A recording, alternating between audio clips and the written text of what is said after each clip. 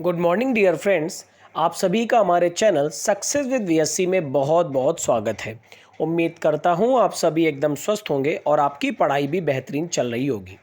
सबसे पहले तो आप सभी का बहुत बहुत धन्यवाद मैं देना चाहता हूँ। आज हमारे चैनल में करंट अफेयर को पढ़ते हुए एक महीना पूरा हो गया है। 19 सितंबर 2022 को इसी चैनल के माध्यम से मैंने आप लोगों के बीच करंट अफेयर पढ़ाना शुरू किया था। आप लोगों ने बहुत ज़्यादा सपोर्ट किया, बहुत ज़्यादा प्यार दिया, जिसका तहे दिल से बहुत बहुत धन्यवाद। शुरू करेंगे आज के करंट अफेयर के साथ। आज है 19 अक्टूबर 2022। तो उससे पहले छोटी सी इन्फॉर्मेशन आपको दे दें कि जिस मेरे भाई बहन को वीडियो से रिलेटेड कंटेंट का पीडीएफ चाहिए हो, वीडियो के डिस्क्रिप्शन में एक लिंक दिया जाता है जो कि टेलीग्राम का लिंक है। उसमें जुड़ करके आप डेली पीडीएफ को ले सकते हैं। बढ़ते हैं आज की पहली और इम्पॉर्टेंट करंट अफेयर की तरफ। तो आज की पहली और इम्पॉर्टेंट करंट अफेयर है एक अपॉइंटमेंट से, और ये अपॉइंटमेंट है बीसीसीआई से। क्या है BCCI? Board of cricketing control in India, यानी कि पूरे भारत भर में जो क्रिकेट को कंट्रोल करने वाला निकाय है उसे बीसीसीआई बोलते हैं। इसके नए अध्यक्ष बनाए गए हैं, इनका नाम है रोजर बिन्नी, जो कि 67 वर्ष के 1983 विश्व कप जब जीता था भारत ने, उसमें सबसे अच्छा प्रदर्शन करने वाले खिलाड़ी रहे थे। तो पूर्व क्रिकेटर रोजर बिन्नी साहब को भारतीय क्रिकेट कंट्रोल बोर्ड यानी बीसीसीआई का 36वें नंबर का अध्यक्ष चुना गया है, जिन्होंने सौरव गांगुली जी का स्थान लिया है जो 2019 से इस पद पर थे। उनका कार्यकाल पूरा होने के बाद रोजर बिन्नी को बीसीसीआई का 36वां अध्यक्ष बनाया गया है। इसके अलावा जय शाह जी को बीसीसीआई के सचिव के रूप में दूसरा कार्यकाल दे दिया गया है। उम्मीद करता हूं पहली न्यूज़ आपको अच्छे से क्लियर हो गई होगी। तो आपको कमेंट कॉलम में ये बताना है कि भारतीय स्तर पर तो चलो बीसीसीआई रेगुलेट करता है, विश्व स्तर पर क्रिकेट को रेगुलेट करने वाला निकाय कौन सा है, आप कमेंट कॉलम में बताएंगे। इसके अलावा बीसीसीआई का हेडक्वार्टर मुंबई में है और बीसीसीआई की स्थापना कब हुई थी ये भी आप कमेंट कॉलम में बताएंगे।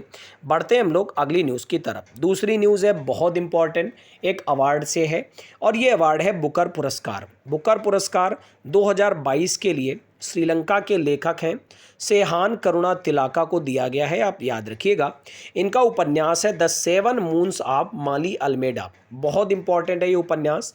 The Seven Moons of Maali Almeida के लिए इनको दिया गया है 2022 का बुकर पुरस्कार, और ये बुकर पुरस्कार जीतने वाले दूसरे श्रीलंकाई बने हैं। इससे पहले माइकल ओंडाजे पहले व्यक्ति थे जिनको श्रीलंका की तरफ से बुकर पुरस्कार दिया गया था, और दूसरे व्यक्ति बने हैं सेहान करुणा तिलाका, जिनको 2022 का बुकर पुरस्कार दिया गया है। बुकर पुरस्कार क्या है? तो बुकर पुरस्कार यूनाइटेड किंगडम और आयरलैंड में अंग्रेजी में प्रकाशित होने वाली एक पुस्तक को हर साल दिया जाता है, याद रखिएगा। और पहली बार यह सम्मान 1969 में दिया गया था। कुछ और पॉइंट देख लेते हैं। इसमें पुरस्कार राशि जो है वो 50,000 यूरो दी जाती है। प्रथम विजेता 1969 में पीएच न्यूबी ने उपन्यास समथिंग टू आंसर फॉर के लिए जीता था। अब इस पॉइंट को याद रखिएगा। पुरस्कार जीतने वाली अगर पहली महिला की बात करें तो 1970 में द इलेक्टेड मेंबर के लिए बर्निस रूबेंस को पुरस्कार दिया गया था। वीएस नायपाल 1971 में बुकर पुरस्कार जीतने वाले भारतीय मूल के पहले व्यक्ति बने थे। उम्मीद करता हूं आप पीडीएफ ले करके वहां एक एक पॉइंट को लर्न कर लेंगे, क्योंकि अभी आप पेट की परीक्षा दे करके आए और उसमें आपने देखा ही है कि एग्जामिनर कितना डीप में जाकर क्वेश्चंस को पूछ लेता है। ठीक है, तो हमें हर एक सिचुएशन के लिए रेडी रहना है। बढ़ते हैं आगे अगली न्यूज़ के लिए। अगली न्यूज़ है फिर से इम्पॉर्टेंट, एक देश स्वीडन जिसकी राजधानी स्टॉकहोम है। आपको पढ़ाया हुआ है। जिस दिन मैंने नोबेल पुरस्कार की चर्चा की थी, मैंने बताया था एक व्यक्ति के बारे में जिनके नाम पर नोबेल पुरस्कार की शुरुआत की गई थी, वो थे अल्फ्रेड नोबेल। तो स्वीडन से न्यूज़ ये है कि स्वीडन देश के नए प्रधानमंत्री के रूप में चुने गए हैं उल्फ क्रिस्टन। तो रूढ़िवादी नेता उल्फ क्रिस्टर्सन को स्वीडन के नए प्रधानमंत्री के रूप में चुना गया है। 58 वर्षीय क्रिस्टर्सन को 3 दलों की सरकार बनाने के लिए एक समझौते की घोषणा के बाद 173 के मुकाबले 176 मतों से निर्वाचित किया गया। बात करें क्रिस्टर्सन स्वीडन से पहले कौन थी प्रधानमंत्री, तो अभी तक थी मैगडेलेना एंडरसन, जो कि 2021 में स्वीडन की पहली महिला प्रधानमंत्री भी बनी थी। इस पॉइंट को याद रखिएगा। उम्मीद करता हूँ आपको ये अच्छे से समझ में आ गई होगी पूरी न्यूज़। बढ़ते हैं अगली न्यूज़ की तरफ। अगली न्यूज़ है बीसीसीआई के पूर्व अध्यक्ष सौरव गांगुली जी से। भारतीय टीम के पूर्व कप्तान भी रह चुके हैं। इसके अलावा बंगाल टाइगर के नाम से भी जाने जाते हैं, दादा के नाम से भी जाने जाते हैं। सौरव गांगुली जी को बंधन बैंक ने अपना ब्रांड एम्बेसडर बनाया है। तो बंधन बैंक ने सौरव गांगुली जी को अपना ब्रांड एम्बेसडर बनाने की घोषणा की है। बात करें बंधन बैंक की तो एक अखिल भारतीय बैंक है जो देश के 36 राज्यों और केंद्र शासित प्रदेशों में, यानी इसी में राज्य और केंद्र शासित प्रदेश सभी के सभी आते हैं, याद रखिएगा, सभी के सभी राज्यों और केंद्र शासित प्रदेशों में से 34 में फैले अपने 5,644 बैंकिंग आउटलेट के माध्यम से बैंकिंग सेवाएं प्रदान करता है। इसके अलावा हाल ही में ड्रीम सेटगो ने सौरव गांगुली को अपना पहला ब्रांड एम्बेसडर घोषित किया था, यानी सौरव गांगुली वर्तमान में ड्रीम सेटगो और बंधन बैंक दोनों के ब्रांड एम्बेसडर हैं। बात करें बंधन बैंक की तो स्थापना होती है 2015 में। संस्थापक और सीईओ इसके हैं चंद्रशेखर घोष और इसका मुख्यालय पड़ता है कोलकाता में। मेरा एक क्वेश्चन आपसे जरूर रहेगा कि बंधन बैंक की टैगलाइन क्या है, आप कमेंट कॉलम में बताएंगे। अगली न्यूज़ फिर से बहुत ही इंपॉर्टेंट, आज की एक एक न्यूज़ बहुत ज़्यादा इंपॉर्टेंट है, तो आप लोग बहुत ध्यान से एक एक न्यूज़ को पढ़िएगा। अगली न्यूज़ है एक रिपोर्ट से। आप रिपोर्ट जानते ही हैं कितनी ज़्यादा इंपॉर्टेंट है, एग्जाम में हिस्सा बनती है। संयुक्त राष्ट्र की रिपोर्ट यानी यूएनओ की रिपोर्ट एक आई है कि भारत में 15 साल में 41.5 करोड़ लोग गरीबी से बाहर निकले हैं, जो कि एक अच्छा सर्वे है हमारे देश को देखते हुए। तो बहुआयामी गरीबी सूचकांक के अनुसार 2005-06 और 2019 से 21 के बीच में भारत में गरीबी रेखा से नीचे रहने वाले लोगों की संख्या में 415 मिलियन की गिरावट आई है। सूचकांक को निकाला गया है संयुक्त राष्ट्र विकास कार्यक्रम और ऑक्सफोर्ड यूनिवर्सिटी के द्वारा। सूचकांक में यह भी कहा गया कि भारत में अभी भी दुनिया में सबसे ज़्यादा 228.9 मिलियन गरीब लोगों की संख्या है, यानी कि गरीबों की संख्या कम तो हुई है लेकिन अभी गरीब पूरी तरीके से कम नहीं हुए हैं। अभी भी हमारा देश गरीबों के मामले में सबसे ज़्यादा टॉप पर है। ठीक है, तो बढ़ते हैं अगली न्यूज़ की तरफ। उससे पहले मेरा एक सवाल रहेगा, आपको ये बताना है कि वर्तमान में यूनाइटेड नेशंस ऑर्गेनाइजेशन के प्रमुख कौन हैं। बढ़ते हैं अगली न्यूज़ की तरफ। अगली न्यूज़ है एक इम्पॉर्टेंट डे से जो कि 17 अक्टूबर को मनाया गया, विश्व आघात दिवस। यह दिन दुनिया भर में दुर्घटनाओं और चोटों की बढ़ती दर, मृत्यु और विकलांगता के होने के कारण को जानने और उन्हें रोकने की आवश्यकता पर प्रकाश डालता है। आघात का अर्थ होता है शरीर को लगने वाली कोई भी चोट।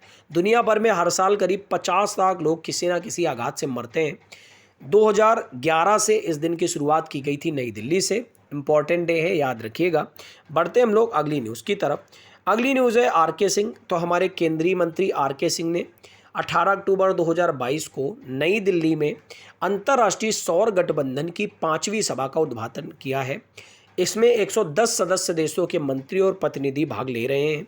वर्तमान में बात करें तो भारत आईएसए सभा का अध्यक्ष भी है, यानी इंटरनेशनल सोलर अलायंस 2022 में भारत इसका अध्यक्ष भी है।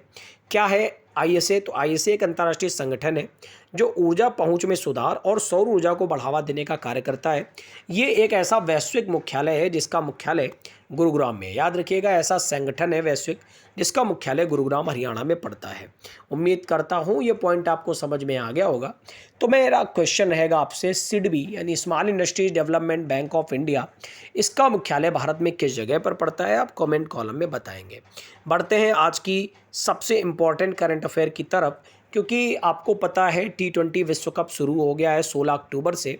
ऑस्ट्रेलिया में हो रहा है इस बार का T20 वर्ल्ड कप, और इम्पॉर्टेंट इसलिए है क्योंकि T20 विश्व कप में डेब्यू करने वाले सबसे युवा खिलाड़ी बन गए अयान खान, जिनकी उम्र केवल 16 वर्ष है, और ये यूएई की टीम से उतरे हैं। ऑलराउंडर हैं अयान खान, जिन्होंने नीदरलैंड के खिलाफ T20 मैच खेलकर 16 वर्ष की उम्र में एक रिकॉर्ड बना दिया है। इससे पहले पाकिस्तान के मोहम्मद आमिर हुआ करते थे जो 17 वर्ष की उम्र में T20 में डेब्यू किए थे। उम्मीद करता हूँ आज की करंट अफेयर आपको एक एक करंट अफेयर बहुत पसंद आई होगी। अगर पसंद आती है करंट अफेयर तो दोस्तों के साथ शेयर जरूर किया करें। बढ़ते हैं इम्पॉर्टेंट ओल्ड करंट अफेयर की तरफ। तो जैसा कि आपको पता है कि ओल्ड करंट अफेयर हमारी बहुत ज़्यादा काम आई थी पेट की परीक्षा में, आप लोगों ने कमेंट्स भी किए थे।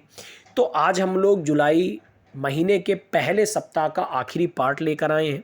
ठीक है, तो बढ़ते हैं हम लोग ओल्ड करंट अफेयर की तरफ। पहला पॉइंट है साओ जोआओ त्यौहार कहाँ मनाया गया? तो ये गोवा राज्य में मनाया गया था। ये तो बहुत ही इंपॉर्टेंट फेस्टिवल है। अच्छा, आप लोगों ने ये देखा है कि कुछ समय से जो हमारे एग्ज़ाम्स हैं इनमें नृत्य से हो गए, फेस्टिवल्स से हो गए, इन चीज़ों से क्वेश्चंस बहुत ज़्यादा आते हैं। तो क्यों ना इस पर एक वीडियो किया जाए। बहुत ही जल्द मैं आपके बीच एक वीडियो लेकर आऊँगा जिसमें मैं आपके बीच इन्हीं प्रकार के आर्ट एंड कल्चर को डिस्कस करूंगा जो हमारे एग्जाम के लिए बहुत ज़्यादा जरूरी है। बढ़ते हैं आगे। हाल ही में आरबीआई ने किस बैंक को अपनी प्रस्तावित परिचालन सहायक कंपनी के लिए सैद्धांतिक मंजूरी दे दी है? तो यह भारतीय स्टेट बैंक। पहली भारत नेपाल भारत गौरव पर्यटक ट्रेन को किस रेलवे स्टेशन से हरी झंडी दिखाई गई? तो यह सफदरगंज रेलवे स्टेशन। कहाँ पड़ता है? आप कमेंट कॉलम में बताएंगे कि सफदरगंज रेलवे स्टेशन किस एक सिटी में पड़ता है। वह राज्य सरकार जिसने एसएम कृष्णा, एन नारायण मूर्ति और प्रकाश पादुकोण को पहले कैंपेगौड़ा पुरस्कार देने की घोषणा की थी? तो ये कर्नाटक का था। आपको पता ही है कि कैंपेगौड़ा एयरपोर्ट पड़ता है कर्नाटक में। भारत और किस देश के बीच बैक चैनल वार्ता का नेतृत्व करने वाले पूर्व राजनयिक सतिंदर लांबा का निधन हो गया था? तो ये पाकिस्तान के थे। अंतर्राष्ट्रीय सहकारिता दिवस जुलाई के पहले शनिवार को मनाया गया। किस राज्य के सीकरी जिले के रोहिल में यूरेनियम के विशाल भंडार पाए गए? तो ये राजस्थान का था।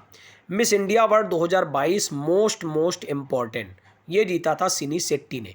किस एक स्टेट से पढ़ती हैं सिनी शेट्टी? आप कमेंट कॉलम में बताएंगे। किस राज्य सरकार ने राज्य की महिलाओं के लिए नारी को नमन योजना शुरू की? तो हिमाचल प्रदेश सरकार थी। कुछ एक दो और हैं जो हम डिस्कस करेंगे। फाइनेंशियल एक्शन टास्क फोर्स यानी FATF के कौन बनाए गए थे अध्यक्ष? तो ये बनाए गए थे टी राजा कुमार। महाराष्ट्र की विधानसभा का अध्यक्ष किसे बनाया गया था? तो ये थे राहुल नार्वेकर। भारत का सबसे बड़ा तैरता सौर ऊर्जा संयंत्र NTPC द्वारा तेलंगाना राज्य में पूरी तरीके से चालू किया गया। उम्मीद करता हूँ ओल्ड करंट अफेयर आपको क्लियर हो गई होगी। बढ़ते हैं इस वीडियो के सबसे इंटरेस्टिंग पार्ट की तरफ जो कि स्टैटिक जीके है। पढ़ते हैं पहला पॉइंट। 1930 में सविनय अवज्ञा आंदोलन आयोजित हुआ। 1930 में ही प्रथम गोलमेज सम्मेलन आयोजित हुआ। 1931 में द्वितीय गोलमेज सम्मेलन हुआ और 1932 में तृतीय गोलमेज सम्मेलन हुआ। ये तो एग्जाम की रीढ़ की हड्डी है गोलमेज सम्मेलन, याद रखिएगा। 1932 में सांप्रदायिक निर्वाचन प्रणाली की घोषणा हुई। 1932 में ही पूना पैक्ट हुआ। 1942 में भारत छोड़ो आंदोलन हुआ। 1942 में ही क्रिप्स मिशन का आगमन हुआ। 1943 में आज़ाद हिंद फौज की स्थापना हुई। 1946 में कैबिनेट मिशन का आगमन हुआ। 1946 में ही भारतीय संविधान सभा का निर्वाचन हुआ। 1946 में अंतरिम सरकार की स्थापना हुई। 1947 में भारत के विभाजन की माउंटबेटन योजना बनाई गई और 1947 में स्वतंत्रता की प्राप्ति हो गई। उम्मीद करता हूँ ये वीडियो आपको बहुत अधिक पसंद आया होगा। बढ़ते हैं इस वीडियो के सबसे इंटरेस्टिंग पार्ट की तरफ जो कि है क्विक रिवीजन। तो सबसे पहला पॉइंट पड़ा, रोजर बिन्नी को BCCI का 36वां अध्यक्ष बनाया गया। श्रीलंकाई लेखक सेहन करुणा तिलाका को बुकर पुरस्कार 2022 दिया गया। इसके अलावा हम लोगों ने पढ़ा, स्वीडन के नए प्रधानमंत्री बने उल्फ क्रिस्टर्सन। सौरव गांगुली को बंधन बैंक का ब्रांड एम्बेसडर बनाया गया। संयुक्त राष्ट्र की रिपोर्ट आई, भारत में 15 साल में 41.5 करोड़ लोग गरीबी से बाहर निकले। विश्व आघात दिवस 17 अक्टूबर को मनाया गया। RK सिंह साहब ने अंतर्राष्ट्रीय सौर गठबंधन की 5वीं सभा का उद्घाटन किया और T20 विश्व कप में डेब्यू करने वाले अयान खान UAE के सबसे युवा खिलाड़ी बने। ओल्ड करंट अफेयर करी और उसके बाद स्टैटिक जीके पोर्शन को किया। एक बार फिर से आप सभी का तहे दिल से बहुत बहुत शुक्रिया कि आपने इस एक महीने में हमारे चैनल को 500 प्लस सब्सक्राइबर पहुंचाया और बहुत ज़्यादा सपोर्ट किया और बहुत अधिक इस चैनल की सराहना भी की। आपकी सराहना के लिए आपका बहुत बहुत धन्यवाद। हमारे चैनल में ऐसे ही जुड़े रहें। बहुत ही जल्द हमारे चैनल के माध्यम से GS की डिटेल क्लासेस हमारे फाउंडर सर के द्वारा लगाई जाएंगी। आप सभी का बहुत बहुत धन्यवाद। वीडियो पसंद आता है तो दोस्तों के साथ शेयर करें, सब्सक्राइब करें, लाइक करें, कमेंट्स करें। आपका दिन मंगलमय हो। Thank you everyone. God bless you all.